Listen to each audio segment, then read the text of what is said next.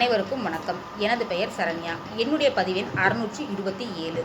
நான் இன்று பேச வந்துள்ள தலைப்பு அண்ணலும் நோக்கினான் அவளும் நோக்கினாள். இந்த காட்சி ராமாயணத்தில் மிதிலை படலத்தில் வருகிறது. கம்பர் இதை எப்படி வர்ணிக்கிறார் என்றால், மையறு மலரின் நீங்கியான் செய் மா தவத்தின் வந்து செய்யவள் இருந்தாள். அதாவது எந்த குற்றமும் செய்யாமல் தாமரை மலரை விட்டு நீங்கி மனித பிறப்பெடுத்த திருமகள் எங்கள் நகரத்தில் சீதையாக பிறந்தாள் அப்படின்னு ராமரை அழைக்கின்ற மாதிரி சீதையை வர்ணிக்கிறாரு. அவரை கைப்பிடித்துக்கொள் அப்படின்னு சீதையை வர்ணித்து ராமரை அழைக்கிறாரு. ராமன், லட்சுமணன், விஸ்வாமித்திரர் மூவரும் மிதிலைக்கு வருகிறார்கள். வரும்போது பல இயற்கை காட்சிகளை ரசித்து கொண்டே வருகிறார்கள். வருகின்றவரில் ஒரு நடன சாலை இருக்கிறது. அங்கே பல பெண்கள் நடனம் ஆடிக்கொண்டிருக்கிறார்கள். அதை எப்படி வர்ணிக்கிறார்கள் என்றால், ஐயம் நுண் பிறையால் என்று வர்ணிக்கிறாங்க. அதாவது இடை இருக்குதா இல்லையான்னு தெரியாத அளவிற்கு பெண்கள் அவ்வளவு நுண்ணியமாக துல்லியமாக அழகாக நடனம் ஆடிக்கொண்டிருக்கிறார்கள். இன்னொரு பக்கம் பெண்கள் பாட்டு பாடிக்கொண்டிருக்கிறார்கள். அவர்கள் ஆடுவதும் பாடுவதும் பார்க்கவே அவ்வளவு அழகாக இருந்தது. மற்ற இருவரும் அவர்களை ரசித்து கொண்டே வருகின்றார்கள். ஆனால் ராமரோ அதை எதையுமே கண்டுகொள்ளாமல் அரண்மனையை நோக்கி வருகிறார்.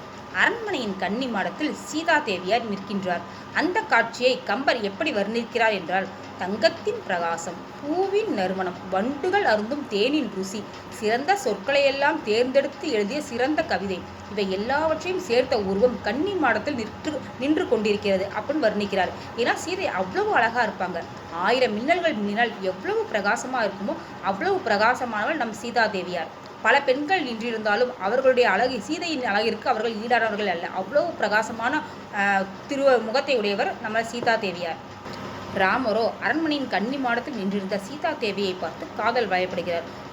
அவரின் கண்ணினை மட்டுமே பார்த்து கொண்டிருக்கிறார். சீதா தேவியும் ராமரை பார்த்த உடனேயே காதல் வயப்படுகிறார். அவரும் ராமரின் கண்ணையே பார்த்து கொள்கிறார்.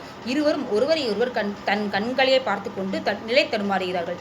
இதை எப்படி கவிதையில் வர்ணிக்கிறார்கள் என்றால், என் அருநிலத்தினால் இணையன் நின்று உளிக்கண்ணோடு கண்ணினை கவ்வி ஒன்றை ஒன்று உண்ணவும் நிலை பெறாத உணர்வும் ஒன்றிட அண்ணலும் நோக்கினாள் அவளும் நோக்கினாள் என்று வர்ணிக்கிறாங்க.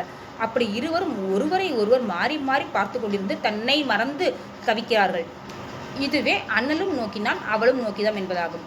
இந்த காட்சி வால்மீகியின் ராமாயணத்தில் இடம்பெறவில்லை. ஏன்னா அங்கே ராமர் வில்லை உடைத்த பிறகுதான் சீதையை பார்க்கிறாங்க. ஆனால் இதிலிருந்து சற்று மாறுபட்டு கம்பர் தன்னுடைய ராமாயணத்தில் நமக்காக வர்ணித்து இந்த காட்சி படலத்தை வகுத்திருக்கிறார். இதுவே அண்ணலும் நோக்கினான் அவளும் நோக்கினான் என்ற காட்சி படலமாகும். சீதா தேவியாரும் ராமரும் எப்படி ஒருவரை ஒருவர் பார்த்து கொண்டு காதல் வயப்படுகிறார்கள் என்பதை பற்றி கூறுவதுதான் இந்த மிதிலை காட்சி படலத்தில் வரும் அண்ணலும் நோக்கினான் அவளும் நோக்கினான் என்பதாகும். நன்றி. ஸ்ரீராம ஜெயம். வாழ்க வளமுடன்.